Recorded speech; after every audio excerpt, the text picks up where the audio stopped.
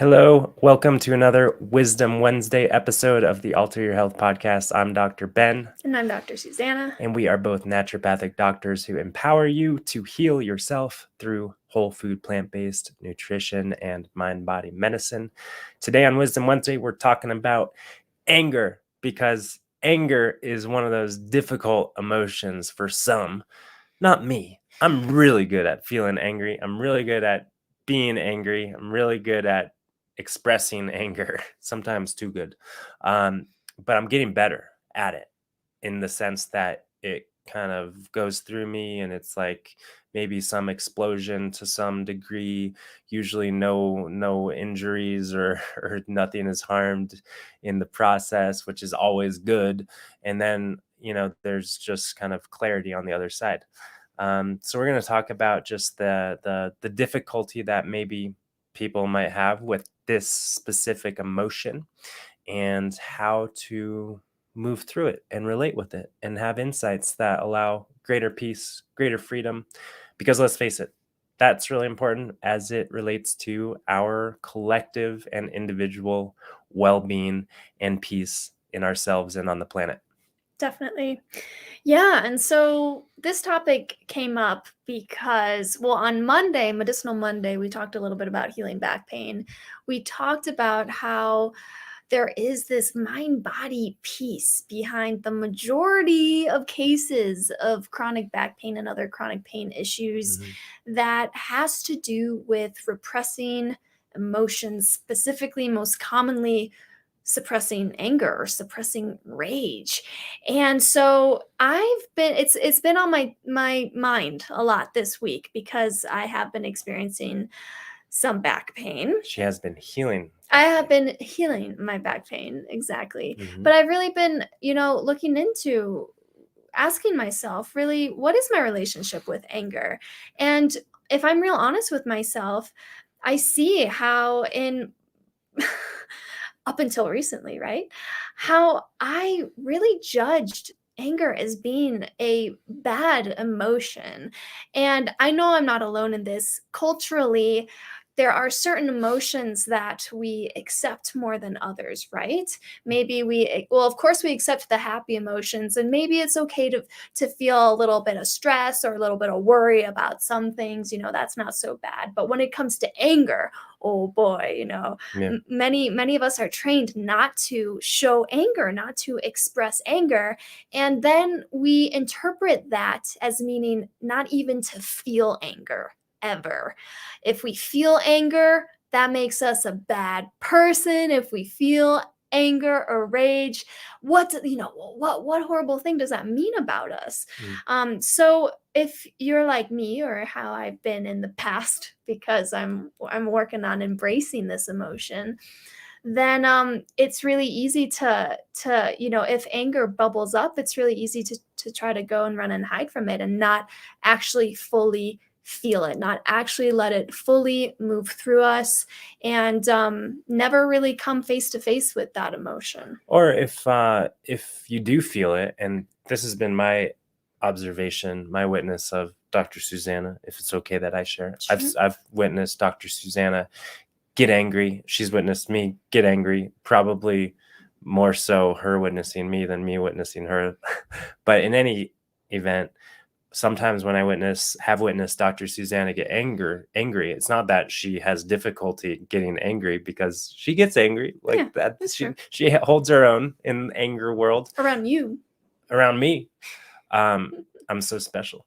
But I would beg to guess that maybe like there's this level of judgment of on top of getting angry. It's like, oh no, I got anger, so that's bad. I gotta push it back down, and yeah, okay, maybe I'll get angry again, but no, I'm a bad person.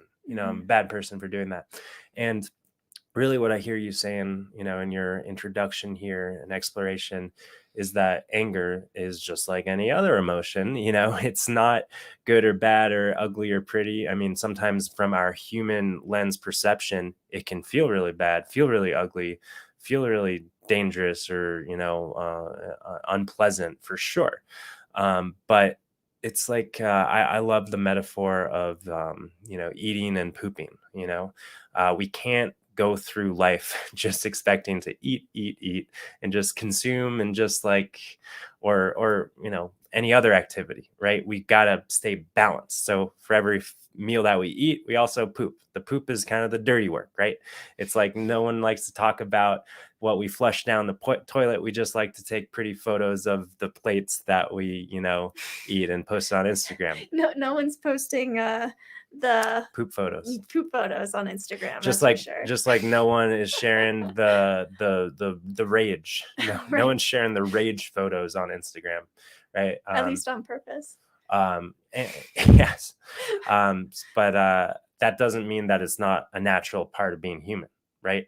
So I feel like, one ultimate mission, one ultimate purpose is to just normalize the full extent of the human experience, rage and anger just being one dimension of what humans are here to feel and experience and share. Right. And yeah, sometimes it does get ugly and violent and hurtful, but ultimately I think the message here is it can be so much more hurtful, so much more ugly, so much more violent when it is encaged and targeted inside and suppressed and repressed. And when we are just in the present moment to feel the full extent of whatever it is, the funny thing is that it passes instantaneously. I don't know, in my experience of all of my rage, there's usually like a climax that's momentary, and then it's like over that, and it's just like, "Ugh, okay, yeah."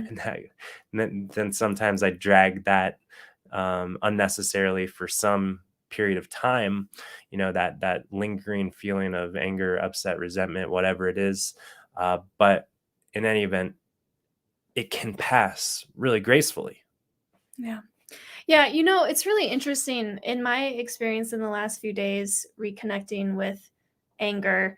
Um, I've been pretty surprised at how I convinced myself that I didn't have anger. Um, like if you would have asked me last week or 2 weeks, before this journey of mine, like, "Hey, what are you angry about? Do you have any anger?" I'd say, I'm not angry. I'm not angry at anyone or anything. I'm not, you know." Yeah. And it's funny how in that process of repressing or whatever we want to call it, these emotions, it's really easy to convince ourselves that they're not there. Might call it something else, but not anger.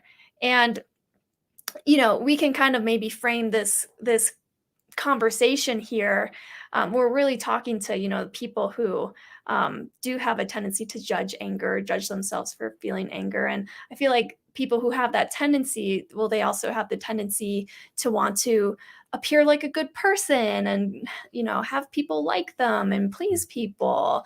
And one thing that was really that I guess that I realized in the last week is that because I personally have had a people pleasing tendency throughout life, um, one thing that comes up, and we talked about this on Monday, but when we're always kind of acting in a way to do things for others, we go, we bend over backwards, we go above and beyond to try to please people.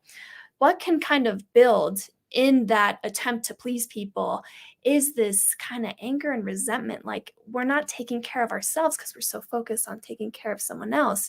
But what's interesting, what really where I'm getting at in this conversation is that I never called that feeling resentment. I called that feeling like, oh, that's just like normal. Like that's just the normal part of being a good person, is like to kind of sacrifice yourself a little bit. But I didn't realize that at the same time there was this kind of anger bubbling up, because if it did bubble up, I recognize it as anger, I would easily shove it aside. That's not anger. I'm not an angry person. I'm a happy Yeah. person. I like to please people, yada yada yada. And I want to interject here and just challenge you a little bit, because what I hear you saying, and I know that we didn't discuss this before. We don't really plan what we're going to discuss here usually, but the what I hear you saying is that your anger might come from that people pleasing tendency and the resentment that you feel internally when you say yes to things that you really want to say no to.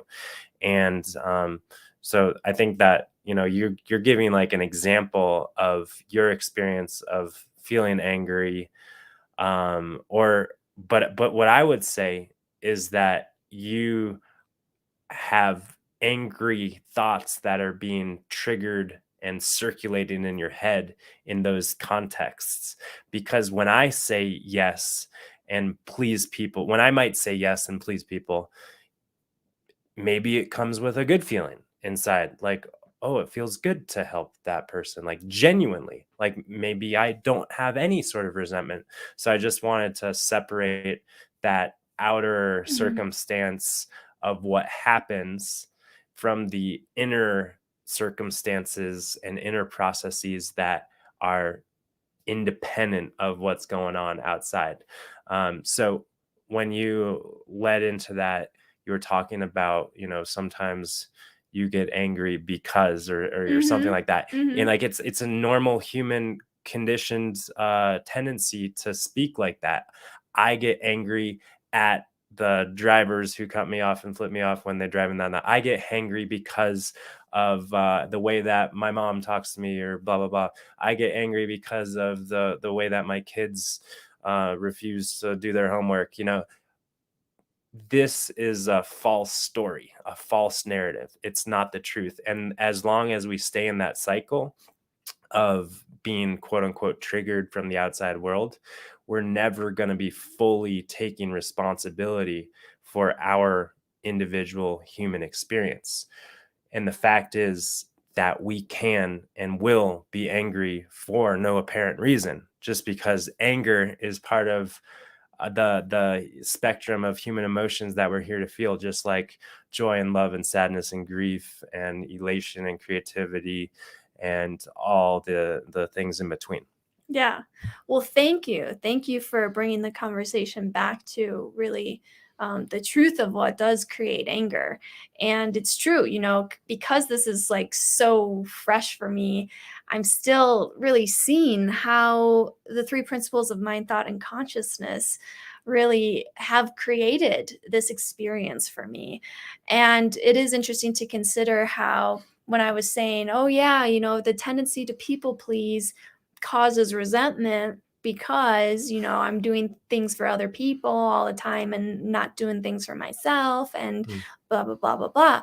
But really, it's true that anger is coming from, I think, really thoughts about like thoughts like, oh, well, I can't do any, like I never have any time for myself. I never da Mm. da da da da da, da, whatever it is, these kind of thoughts about feeling powerless, feeling like, just yeah, that there's no time for me. I have to do everything for everyone else. That's coming from a thought story. That's coming from a belief where That you this and you might have it one moment of one day and not the other. right And but I hear that there's like this tendency. narrative, there's this belief system that you have been feeling yourself stuck in, Hmm. which is made up of those limiting thoughts. Right. Which doesn't mean, just to clarify for all of us, it doesn't mean that you can no longer please people. Right? It doesn't mean that you can't say yes to things. It doesn't mean that you have to always quote unquote prioritize yourself, and if you don't prioritize yourself, then you're subsequently going to be resentful and miserable and angry and enraged and have back pain like that. That's it. Just fundamentally depends on how we're relating to our state of mind in the moment to moment, knowing that it's always shifting and evolving. And if we have that deeper understanding of the transitory, dynamic, always in motion tendency of our thoughts and state of mind, then we can kind of just be more of a more neutral observer and witness and participant in the creation of our human experience, rather than the the main player in the movie, and feeling like we're totally gripped by our circumstances. Yeah. Yeah, but one of the, I guess I'll just maybe finish by saying one of the beauties of shifting a relationship with anger and seeing that it's really not an awful thing to feel it is that we then are more perceptive to when little feelings of anger do bubble up. And that's a gift when we become more perceptive to any emotion, because then that's feedback to help point us to, help us see where our state of mind is. If we're not aware of what we're feeling, then we're not going to be aware of what our state of mind is. And we're not going to be aware of what quality of thoughts are coming through our head at that moment. So for me, I feel like this process of accepting the whole range of human emotions really allows us to have that deeper awareness so that we can understand on that deeper level really where our human experience is coming from. Amen. And if anyone wants to take these conversations and join them more deeply, you can do so by taking our invitation and joining us in our weekly Peace on Earth conversations. You can learn more at www.alter.health/peace on earth. And thanks as always for being here on our Wisdom Wednesday episode.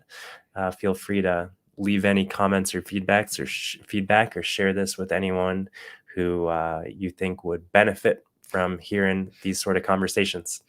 This one helped me. All right. So hopefully it helps someone else out there. Yeah. And yeah, I'm glad it helped you. It Yeah. always helps me. All right. Peace and love, you guys. Bye for now.